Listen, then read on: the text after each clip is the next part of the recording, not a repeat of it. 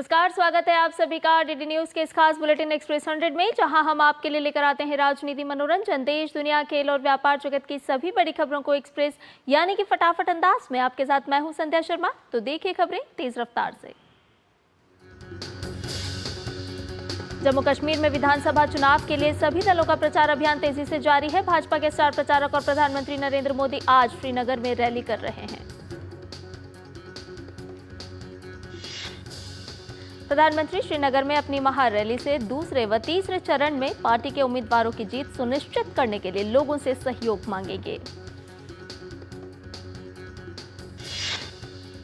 श्रीनगर में चुनाव प्रचार के बाद प्रधानमंत्री कटरा में भी जनसभा को संबोधित करेंगे। हरियाणा में विधानसभा चुनाव को लेकर भारतीय जनता पार्टी ने अपना संकल्प पत्र जारी किया। इस संकल्प पत्र में लाडो लक्ष्मी योजना के तहत सभी महिलाओं को हर महीने 2100 रुपए दिए जाने की बात कही गई है। राष्ट्रपति द्रौपदी मुर्मू आज मध्य प्रदेश के उज्जैन में सफाई मित्र सम्मेलन को संबोधित किया। राष्ट्रपति द्रौपदी मुर्मू ने कहा कि उज्जैन में आधुनिक विकास के प्रयास चल रहे हैं। राष्ट्रपति ने कहा कि पिछले 10 वर्षों में स्वच्छता अभियान देशव्यापी अभियान बन गया है। राष्ट्रपति इंदौर उज्जैन 6 लेन सड़क परियोजना की आधारशिला भी रखी। वक्फ संशोधन विधेयक 2024 पर आज नई दिल्ली में संसद भवन के एनेक्स में संयुक्त समिति की बैठक हो रही है। इस बैठक में पसमानदा समाज के प्रतिनिधि वक्फ संशोधन बिल को लेकर अपने सुझाव देंगे। All India Muslim personal law board के प्रतिनिधि भी अपने सुझाव रखेंगे। और आइए आपको सीधे लिए चलते हैं श्रीनगर, जहां प्रधानमंत्री नरेंद्र मोदी चुनावी जनसभा को संबोधित कर रहे हैं। के बिना ये वोटिंग हुई, हम सभी के लिए ये बहुत खुशी की बात है, गर्व की बात है कि इतनी बड़ी तादाद में लोग वोटिंग के लिए अपने घरों से बाहर निकले। युवा हो, महिलाएं हो, बुजुर्ग हो, सभी ने खुले मन से वोटिंग की। किश्तवाड़ में 80% से ज्यादा वोटिंग, डोडा में 71% से ज्यादा वोटिंग, रामबन में 70% से ज्यादा वोटिंग, कुलगांव में 62% से ज्यादा वोटिंग। अनेक सीटों पर पिछली बार की वोटिंग के रिकॉर्ड टूट गए हैं। ये नया इतिहास बना है।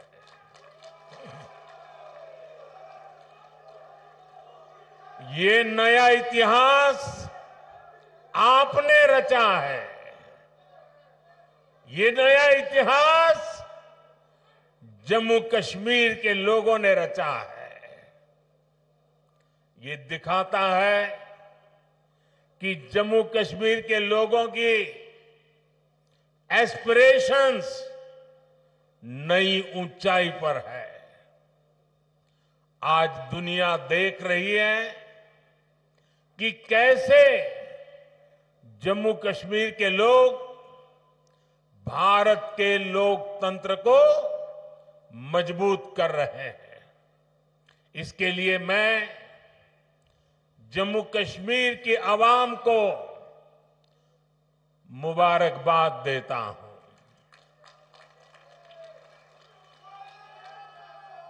साथियों, कुछ दिन पहले जब मैं जम्मू कश्मीर आया था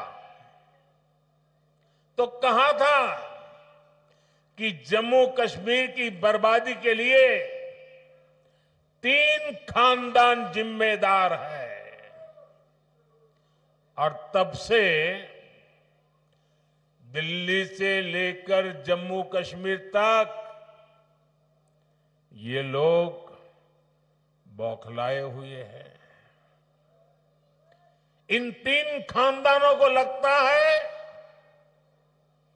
कि इन पर कोई कैसे सवाल उठा सकता है। इन 3 खानदानों को लगता है जैसे तैसे कुर्सी पर कब्जा जमाना और फिर आप सबको लूटना, ये इनका पैदाइशी हक है।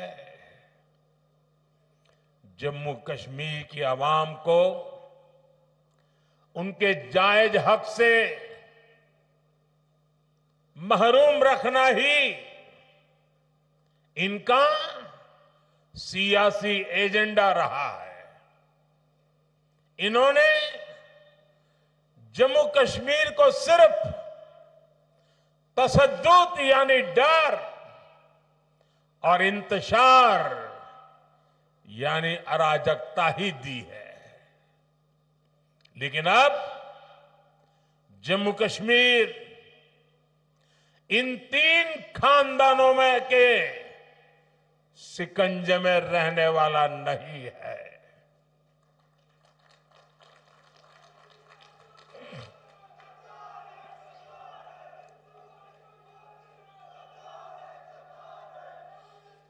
अब यहां का हमारा नौजवान इनको चैलेंज कर रहा है। जिन नौजवानों को इन्होंने आगे नहीं बढ़ने दिया, वही नौजवान इनके खिलाफ मैदान में उतर आए हैं। साथियों, इन 3 खानदानों के राज में जम्मू कश्मीर के नौजवानों ने जो भोगा है, जो तकलीफ सही है, वो अक्सर बाहर नहीं आ पाता। आज वादी का जो नौजवान 20, 25, 30 साल का है, उनमें से कई पढ़ाई लिखाई से महरूम रह गए। बहुत सारे ऐसे हैं जिनको 10वीं, 12वीं या कॉलेज तक पहुंचने में देश के बाकी बच्चों से ज्यादा साल लगे। ये इसलिए नहीं हुआ कि जम्मू कश्मीर के हमारे नौजवान फेल हुए, बल्कि ये इसलिए हुआ क्योंकि कांग्रेस, एनसी और पीडीपी के 3 खानदान फेल हुए थे।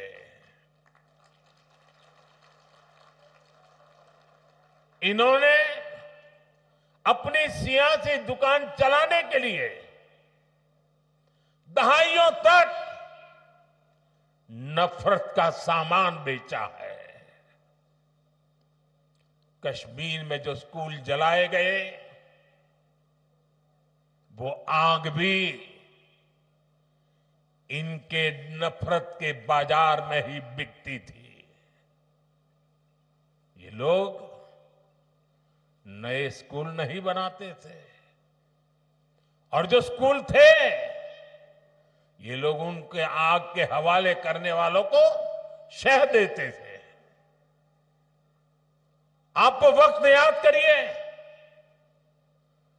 जो स्कूल कॉलेज बच गए, वहां भी कई महीनों तक पढ़ाई नहीं हो पाती थी। तो श्रीनगर से अभी आप सुन रहे थे प्रधानमंत्री नरेंद्र मोदी को, जो कि चुनावी जनसभा को संबोधित कर रहे थे और साफ तौर पर कह रहे थे कि जिस तरह से पहले चरण में मतदान हुआ है, उसको लेकर के एक नया इतिहास जम्मू कश्मीर की जनता ने रचा है। साथ ही साथ उन्होंने कहा कि 3 खानदान हैं जिन्होंने जम्मू कश्मीर को बर्बादी की राह पर ले जाने का काम किया, लेकिन अब जम्मू कश्मीर की आवाम उन्हें ही चैलेंज कर रही है। और आइए अब एक्सप्रेस 100 में बढ़ते हैं आगे। अल्पसंख्यक मामलों के केंद्रीय मंत्री किरेन रिजिजू ने वक्फ बिल पर कहा कि हमारे पास लोकसभा और राज्यसभा में संख्या बल है, फिर भी हमने सर्वसम्मति के लिए जेपीसी बनाई। FATF आज पारस्परिक मूल्यांकन रिपोर्ट जारी करेगी, जिसमें आतंकवाद के वित्त पोषण और धन शोधन से निपटने के लिए भारत द्वारा उठाए गए कदमों को हाईलाइट किया जाएगा। 26 से 28 जून के बीच सिंगापुर में आयोजित FATF की बैठक में पारस्परिक मूल्यांकन रिपोर्ट को अपनाया गया था। इस दौरान वैश्विक अपराध निगरानी संस्थान ने उच्च स्तर के तकनीकी अनुपालन को प्राप्त करने के लिए भारत की सराहना की थी। बिहार के गया में जदयू नेता और पूर्व विधान पार्षद मनोरमा देवी के घर पर आज NIA ने छापा मारा है। मनोरमा देवी के घर में सुबह से ही तलाशी जारी है। जानकारी के अनुसार नक्सली गतिविधियों से जुड़े मामले में टीम ने छापेमारी की है। कनाडा में भारतीय दूतावास पर हुए हमले के मामले में NIA लगातार कार्रवाई कर रही है। इसी मामले में आज राष्ट्रीय जांच एजेंसी 5 जगहों पर छापे मार रही है। NIA ने इससे पहले देश भर में 13 जगहों पर इस केस को लेकर छापे मारे थे, जहां से तलाशी के दौरान कई आपत्तिजनक दस्तावेज और डिजिटल उपकरण जब्त किए गए। बीजेपी अध्यक्ष JP नड्डा ने कांग्रेस अध्यक्ष मल्लिकार्जुन खड़गे को पत्र लिखा है। नड्डा ने PM मोदी को खड़गे द्वारा लिखे गए पत्र का जवाब दिया है। JP नड्डा ने कहा कि खड़गे के पत्र में लिखी गई बातें सत्य से कोसों दूर है। बीजेपी अध्यक्ष JP नड्डा ने कहा कि ऐसा प्रतीत होता है कि पत्र में आप राहुल गांधी सहित अपने नेताओं की करतूतों को या तो भूल गए हैं या जानबूझकर नजरअंदाज कर रहे हैं। भाजपा प्रवक्ता प्रदीप भंडारी ने JP नड्डा द्वारा मल्लिकार्जुन खड़गे को लिखे गए पत्र पर कहा, JP नड्डा ने जो लिखा है वही देश की जनता भी कह रही है कि राहुल गांधी एक असफल उत्पाद हैं।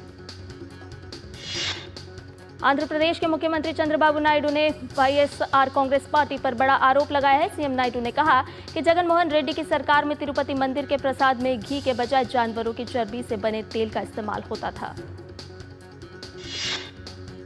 मुख्यमंत्री चंद्रबाबू नायडू ने कहा कि अब प्रसाद बनाने में शुद्ध घी का उपयोग किया जा रहा है। मंदिर में हर चीज को साफ कर दिया गया है, जिससे गुणवत्ता में सुधार हुआ है। आप नेता आतिशी के खिलाफ मानहानि के मामले में राउज एवेन्यू कोर्ट में सुनवाई 7 अक्टूबर के लिए टल गई है। आतिशी वीडियो कॉन्फ्रेंसिंग के जरिए कोर्ट में पेश हुई। उनके वकील ने सुनवाई टालने का आग्रह किया। वकील का कहना था कि आतिशी के व्यस्त शेड्यूल के चलते वो मीटिंग नहीं कर पाए और अभी बहस के लिए तैयार नहीं है। मनी लॉन्ड्रिंग के मामले में दिल्ली सरकार के पूर्व मंत्री सत्येंद्र जैन की जमानत याचिका पर राउज एवेन्यू कोर्ट ने ईडी को नोटिस जारी किया। मामले की अगली सुनवाई 25 सितंबर को होगी। स्वच्छता ही सेवा पखवाड़े के तहत महाराष्ट्र के मुख्यमंत्री एकनाथ शिंदे ने आज मुंबई के गिरगांव चौपाटी में स्वच्छता ही सेवा अभियान में हिस्सा लिया। राजस्थान के दौसा में करीब 18 घंटे की मशक्कत के बाद बोरवेल में गिरी 2.5 साल की बच्ची को सुरक्षित निकाल लिया गया है और उसे अस्पताल में भर्ती कराया गया है। सहायक कमांडर NDRF योगेश कुमार ने कहा कि 600 फुट का बोरवेल था। बच्ची 28 फुट पर थी। NDRF के 30 और SDRF के 10 लोग इस अभियान में लगे हुए थे। उत्तर प्रदेश सरकार 120 इलेक्ट्रिक बसें खरीदेगी। ये बसें अलीगढ़, मुरादाबाद, लखनऊ, अयोध्या और गोरखपुर क्षेत्र में संचालित की जाएंगी। हिमाचल प्रदेश के कुल्लू में 13 अक्टूबर से अंतर्राष्ट्रीय दशहरा उत्सव का आयोजन किया जाएगा। इस दौरान विदेशी राजदूतों का सम्मेलन भी होगा।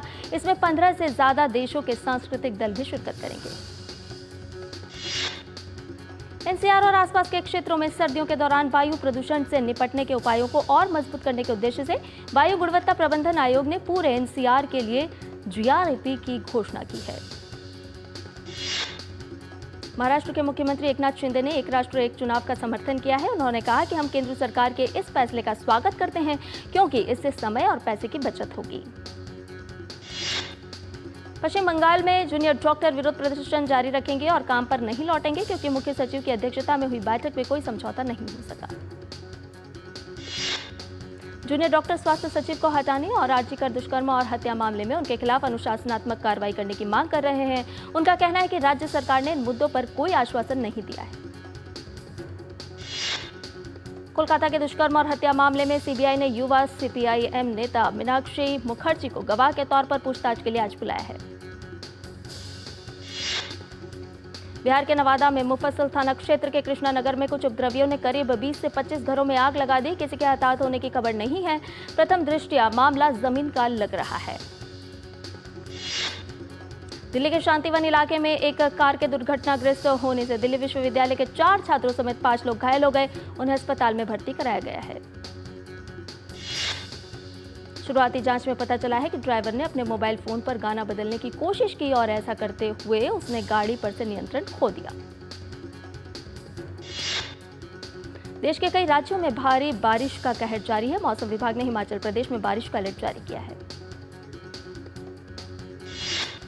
राजधानी दिल्ली में भी आज बारिश हो रही है।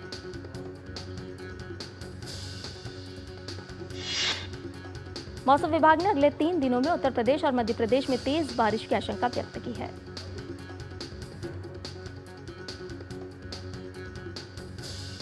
और बुलेटिन में फिलहाल रुकने एक छोटे से ब्रेक के लिए जल्द हाजिर होंगे। बढ़िया है, क्यों है? प्राकृतिक हल्दी, मिर्ची, धनिया। नहीं, मिर्ची, धनिया, हल्दी, MDH।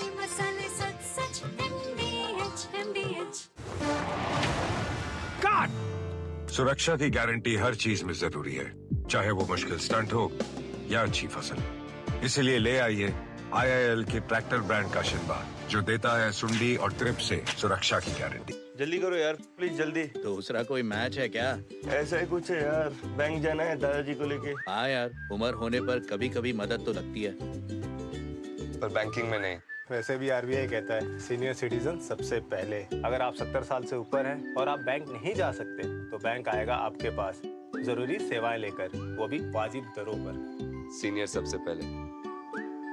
RBI कहता है जानकार बनिए, सतर्क रहिए। बेटियां घर की रौनक हैं। बेटियां घर संवारती हैं। बेटियां पीढ़ियां सजाती हैं। बेटियां घर की बुनियाद कहलाती हैं। बेटियों को सलाम करता है मोंगिया स्टील, स्टील का बादशाह। और ब्रेक के बाद एक्सेस 100 में आपका एक बार फिर से स्वागत है। मोदी सरकार के 100 दिन पूरे होने पर केंद्रीय कृषि मंत्री शिवराज सिंह चौहान ने प्रेस वार्ता को संबोधित किया। शिवराज सिंह चौहान ने कहा कि किसानों को समय पर यूरिया उपलब्ध करवाया गया है। कई फसलों के उन्नत बीज की किस्में भी जारी हुई हैं। असम सरकार अपनी महत्वाकांक्षी अरुणोदय योजना का तीसरा चरण शुरू करने जा रही है। इसके तहत राज्य की 37 लाख से ज्यादा महिलाओं को हर महीने 1250 रुपए की वित्तीय सहायता मिलेगी। सप्ताह के चौथे कारोबारी दिन आज बढ़त के साथ खुले भारतीय शेयर बाजार। कल कारोबार के आखिर में लाल निशान के साथ बंद हुए थे सेंसेक्स और निफ्टी। भारतीय स्टेट बैंक के चेयरमैन CS शेट्टी ने कहा कि खाद्य महंगाई के मोर्चे पर अनिश्चितता को देखते हुए RBI रेपो रेट में संभवतः कटौती नहीं करेगा। RBI गवर्नर शक्तिकांत दास की अध्यक्षता वाली मौद्रिक नीति समिति 7 से 9 अक्टूबर को होने वाली अगली मीटिंग में रेपो रेट पर फैसला करेगी। अगस्त में खुदरा महंगाई 0.11% बढ़कर 3.65% हो गई, जो जुलाई में 3.54% थी। नीति आयोग के CEO BVR सुब्रमण्यम के अनुसार भारत की अर्थव्यवस्था का आकार 2030 तक दोगुना हो सकता है। BVR सुब्रमण्यम ने कहा कि भारत का पहले ही काफी महत्व है और 2047 तक वैश्विक मामलों में इसका और अधिक महत्व होगा। उन्होंने कहा कि नीति आयोग 2070 तक शुद्ध शून्य कार्बन उत्सर्जन के लिए एक मार्ग विकसित करने पर काम कर रहा है। केंद्रीय कैबिनेट के फैसलों पर केंद्रीय मंत्री अश्विनी वैष्णव ने कहा कि चंद्रयान-4 मिशन का विस्तार किया गया है और इसका अगला कदम चंद्रमा पर मानव मिशन भेजना है। इस दिशा में सभी प्रारंभिक चरणों को मंजूरी दे दी गई है। केंद्रीय मंत्री अश्विनी वैष्णव ने कहा कि चंद्रयान-4 मिशन भारतीय अंतरिक्ष यात्रियों को चंद्रमा पर उतारने और सुरक्षित रूप से पृथ्वी पर वापस लाने के लिए मूलभूत प्रौद्योगिकियों को प्राप्त करेगा।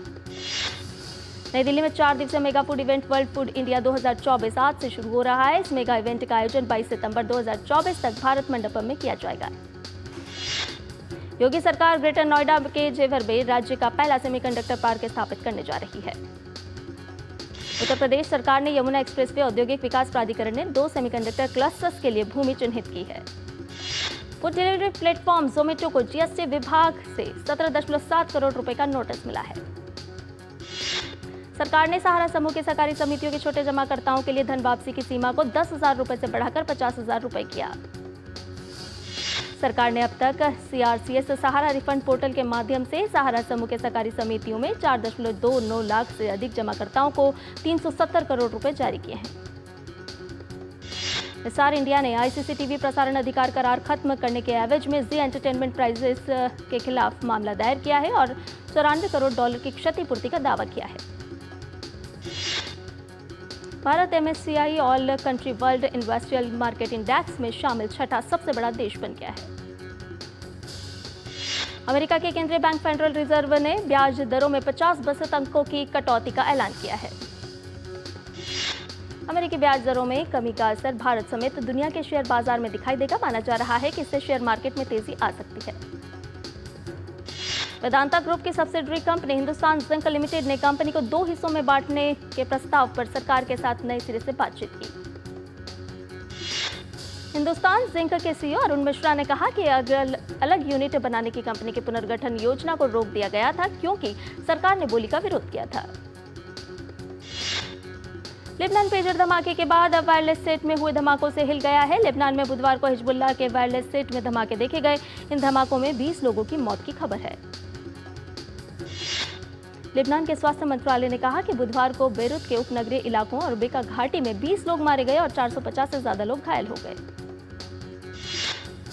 लेबनान और सीरिया में हुए अलग अलग पेजर धमाकों के लिए अमेरिका ने इजरायल को जिम्मेदार ठहराया। अमेरिकी अधिकारियों ने कहा कि हिजबुल्लाह ने ताइवान की कंपनी गोल्ड अपोलो को 3000 पेजर का बड़ा ऑर्डर दिया था। अमेरिकी अधिकारियों के मुताबिक पेजर की खेप लेबनान पहुंचने से पहले इनमें छेड़छाड़ कर विस्फोट लगाया गया। साथ ही एक छोटा स्विच भी लगाया गया जिससे एक ही वक्त पर अलग अलग जगहों पर धमाके किए जा सकें।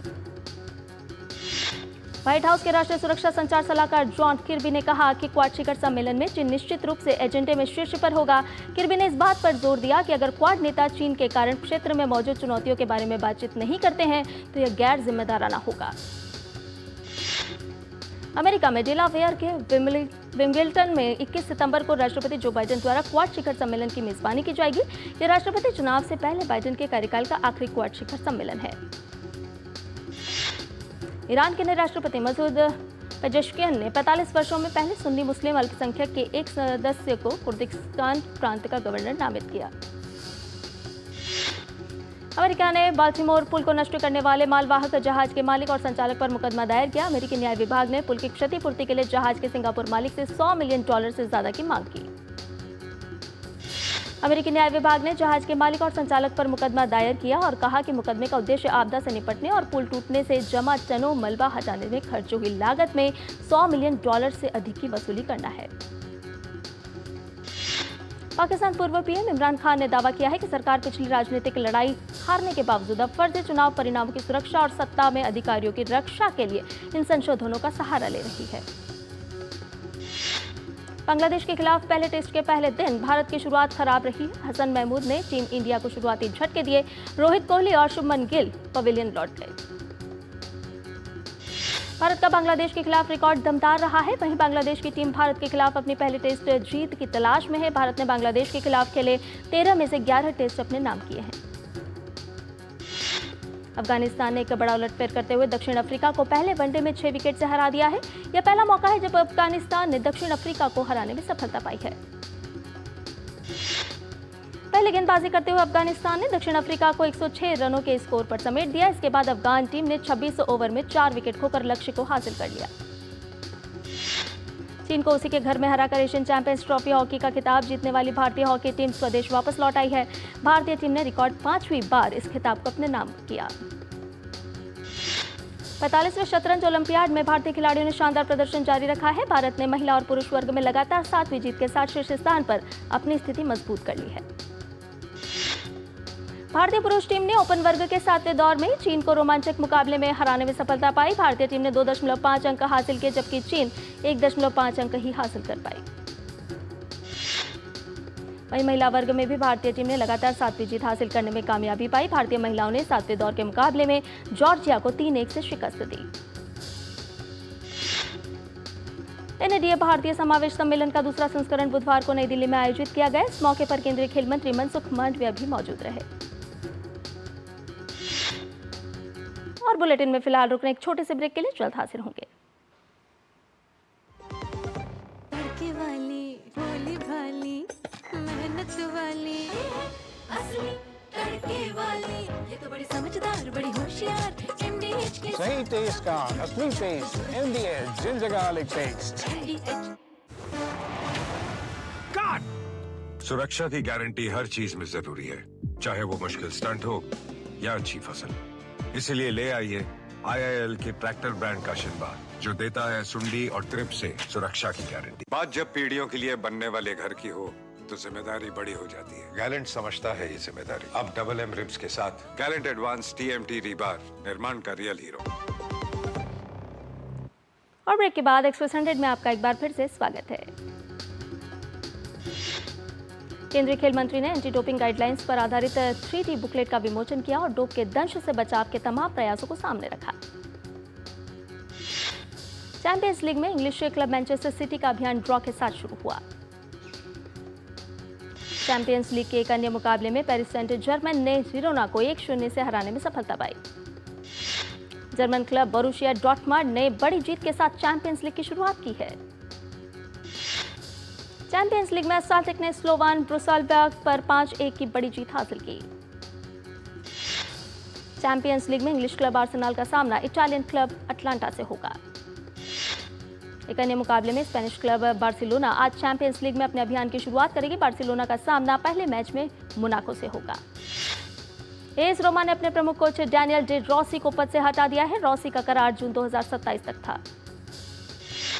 इटली और यूवेंटस के पूर्व स्ट्राइकर साल्वातोर शिला की 59 साल की आयु में उनका निधन हो गया। वे 1990 विश्व कप के स्टार थे। दिलजीत दोसांझ की मशहूर कॉमेडी फिल्म जाट और जूलियट 3 आज से OTT प्लेटफॉर्म चौपाल पर अवेलेबल है। थलापति विजय की फिल्म गोट ने रिलीज के 14वें दिन 2.06 करोड़ रुपए का बिजनेस किया। इससे फिल्म का टोटल कलेक्शन 228.66 करोड़ हो गया है। करण जौहर जिगरा की टीम के साथ the great Indian Kapil show के दूसरे सीजन के पहले गेस्ट होंगे। फिल्म युद्धरा कल बड़े पर्दे पर दस्तक देगी। किरण राव की फिल्म लापता लेडीज जापान में 4 अक्टूबर को रिलीज होगी। सोम शाह की फिल्म तुम्बाड़ ने पहले हफ्ते में 13.5 करोड़ रुपए से ज्यादा की कमाई कर ली है। करीना कपूर की फिल्म द बकिंघम मर्डर्स ने रिलीज के 5वें दिन सिर्फ 75 लाख रुपए का कारोबार किया। रोहित शेट्टी की फिल्म सिंघम अगेन दिवाली के मौके पर रिलीज होने जा रही है। आयुष्मान खुराना ने गणपति विसर्जन समारोह के बाद वर्सोवा चौपाटी पर समुद्र तट पर सफाई अभियान में भाग लिया। Film the greatest of all time ने वर्ल्ड वाइड 400 करोड़ रुपए का आंकड़ा पार कर लिया है। श्रद्धा कपूर की फिल्म स्त्री 2 ने भारत में 583 करोड़ रुपए का आंकड़ा पार कर लिया है।